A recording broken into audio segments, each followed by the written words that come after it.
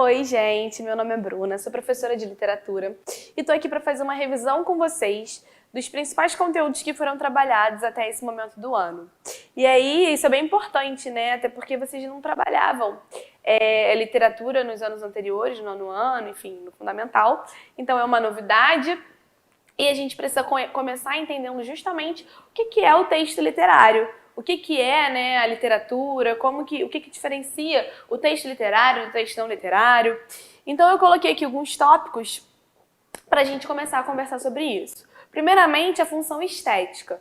A gente sabe que o texto literário, a literatura, está muito associada à arte. E a arte tem esse viés, né, bastante estético, que valoriza bastante a forma. Então, no texto literário, a gente tem também essa valorização da parte estética do texto. A organização, né, a estrutura, muitas vezes vindo em formato de verso, de estrofes. É claro que a gente tem também textos literários em parágrafo, mas essa é uma das características. Além disso, os textos literários muitas vezes se destinam ao entretenimento, ou seja, é algo que os leitores utilizam como forma de distração, como forma de se enriquecer culturalmente, né? E até mesmo de refúgio, de escapismo. A gente vai ver isso melhor daqui a pouco.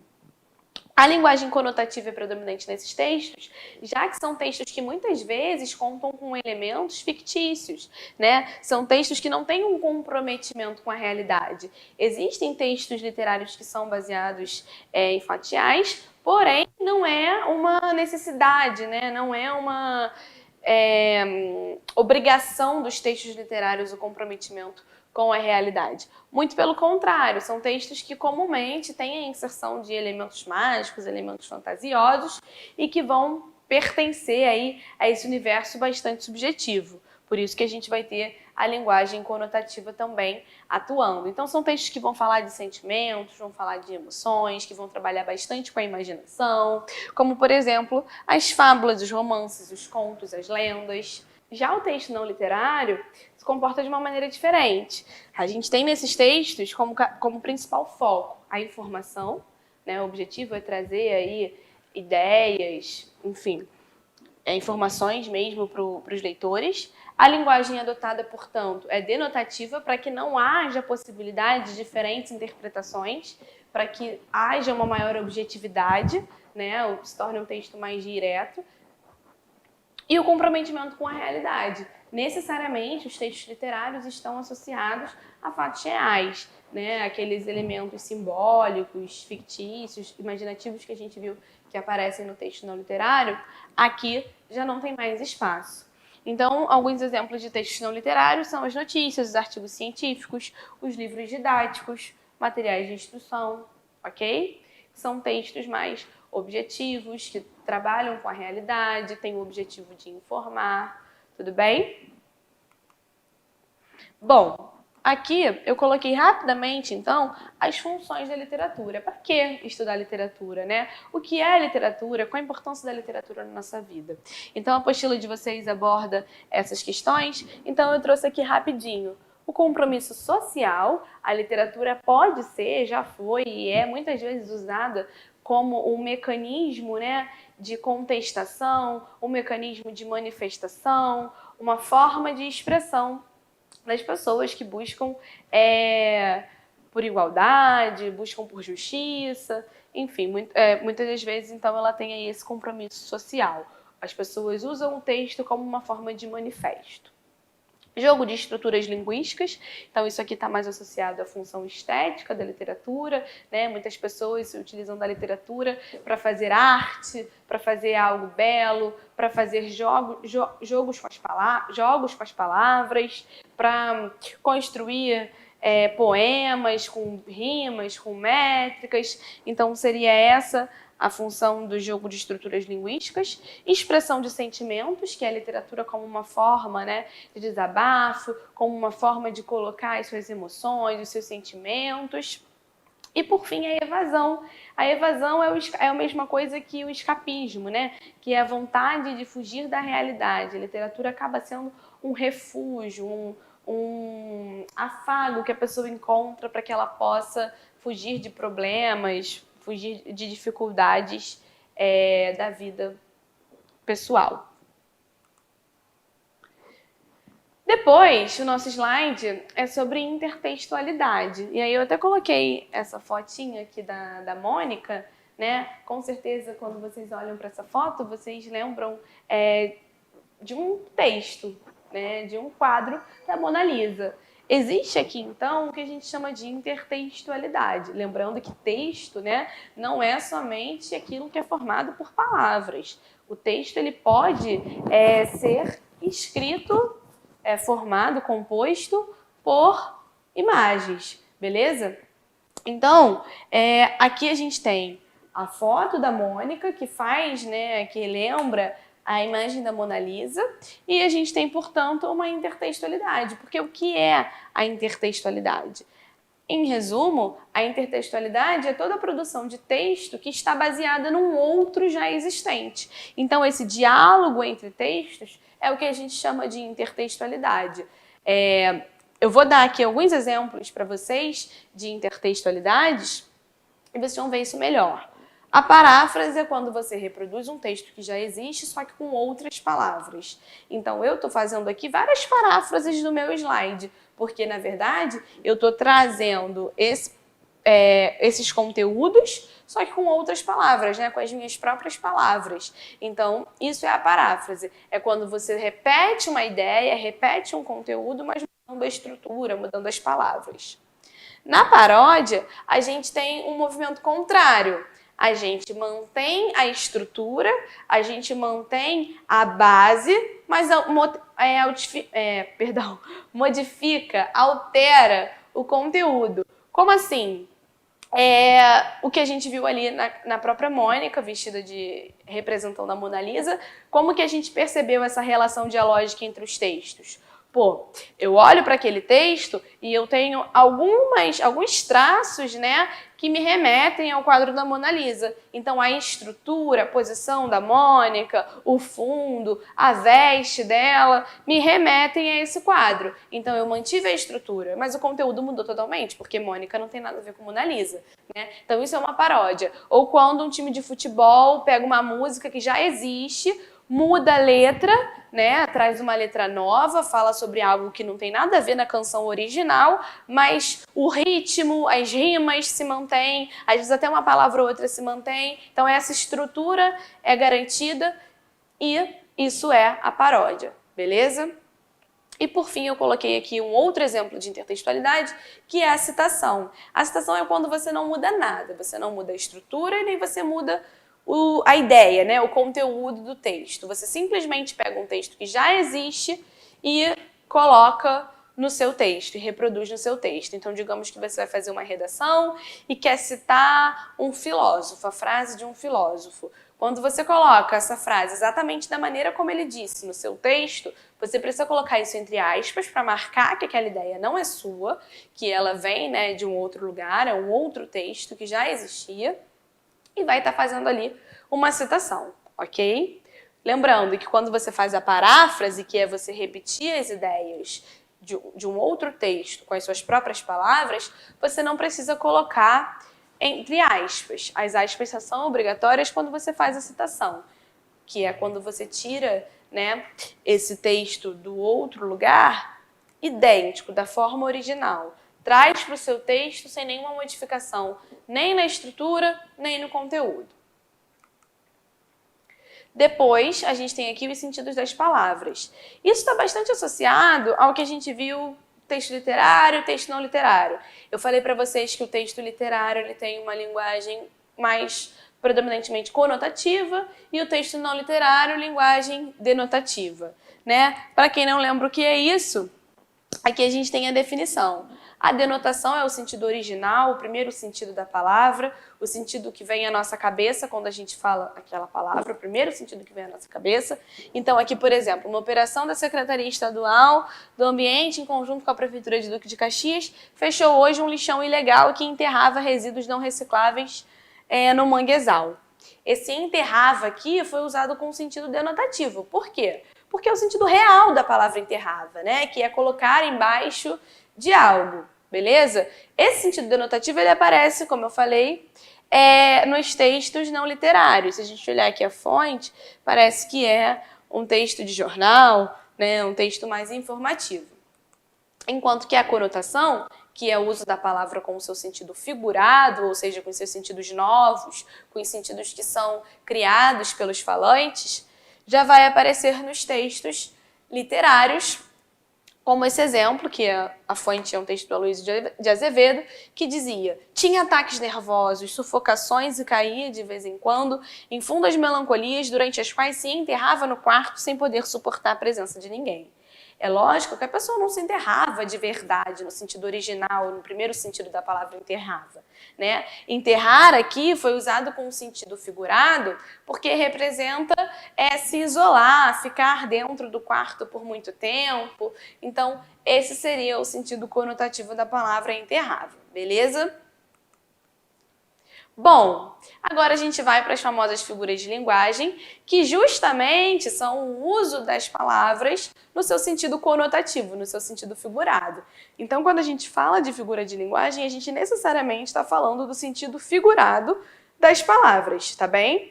Portanto, elas predominam, né, elas aparecem com bastante frequência nos textos literários. Conseguem perceber, né, como tudo se encaixa, essas noções de texto literário, de sentidos das palavras e agora de figuras de linguagem? É isso, gente. Literatura é maravilhoso, vocês vão adorar. Bom, metáfora. Metáfora é a comparação implícita, ou seja, eu percebo uma relação de semelhança entre dois elementos, comparo, mas não uso uma palavra que explicite essa comparação. Por isso é uma comparação implícita, uma comparação indireta. Como que eu realizo, então, essa comparação, Bruna? Normalmente, uso do verbo ser, né? Como a gente percebe aqui. A vida é um caminho com muitas pedras.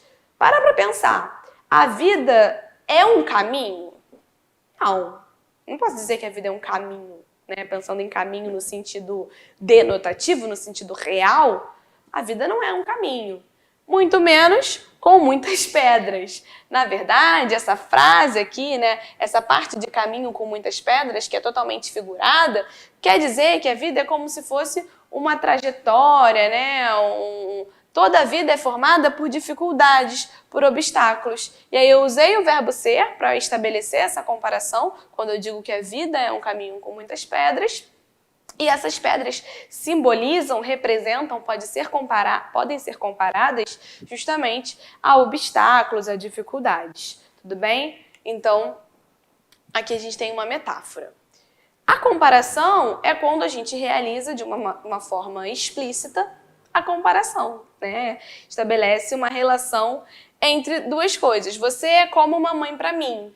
Ou seja, você é minha mãe? Não, mas você é como se fosse. Você pode ser comparada a isso. E aí o elemento aqui comparativo como marca a figura de linguagem. Tudo bem?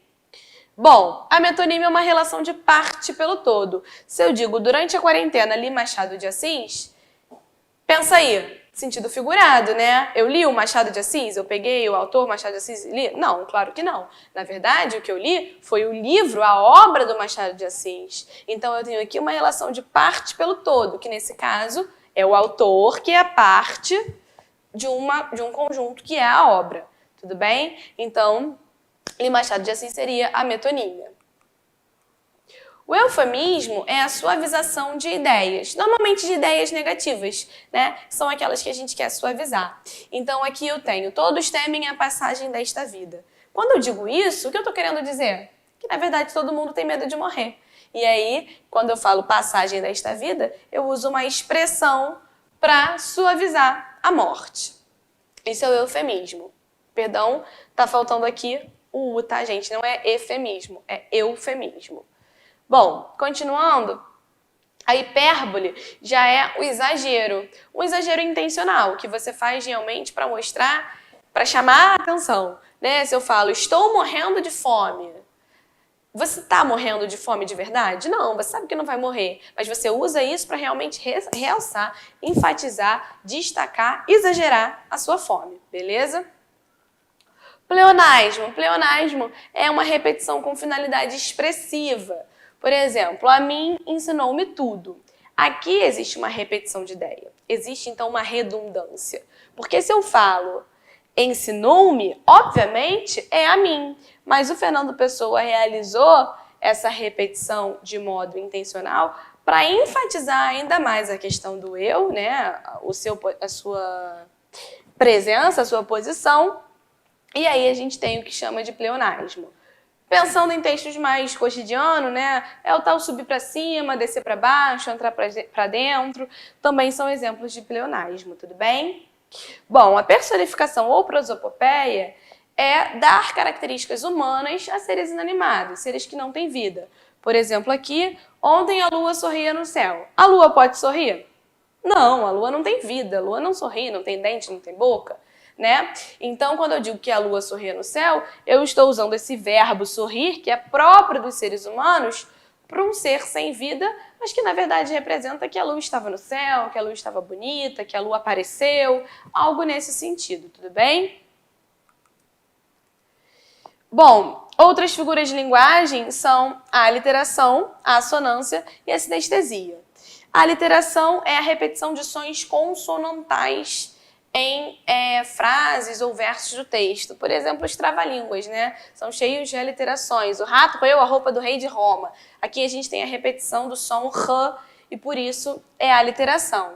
Não confunde, porque a assonância é a repetição de sons vocálicos. Então, nessa música do Djavan, Minha Foz do Iguaçu, Polo Sul, Meu Azul, Luz do Sentimento Nu, eu tenho... Caraca, tô quase uma cantora. Mas eu tenho o quê? Desse negócio aqui ainda é o microfone. Mas, então, eu tenho a repetição do U, né? Do som vocálico. Então, por isso, configura a assonância, beleza? Não confunde isso, não. A aliteração, repetição de consoantes. A assonância, repetição de sons vocálicos.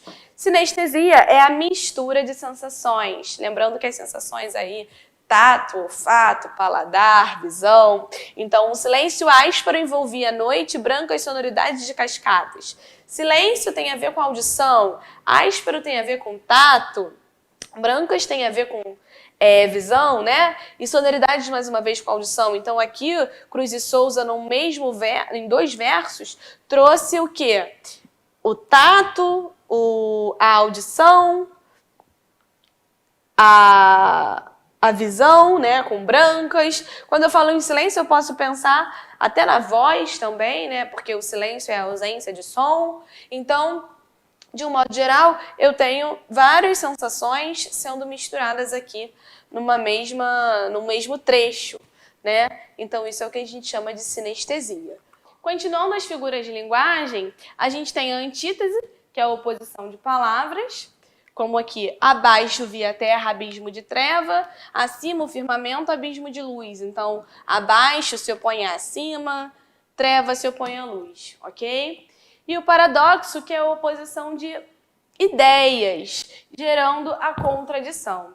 E aí, galera, toma cuidado, tá? Porque paradoxo não é a mesma coisa que antítese. Reparem, ferida que dói e não se sente, contentamento, descontente. Qual é a diferença entre o paradoxo e a antítese?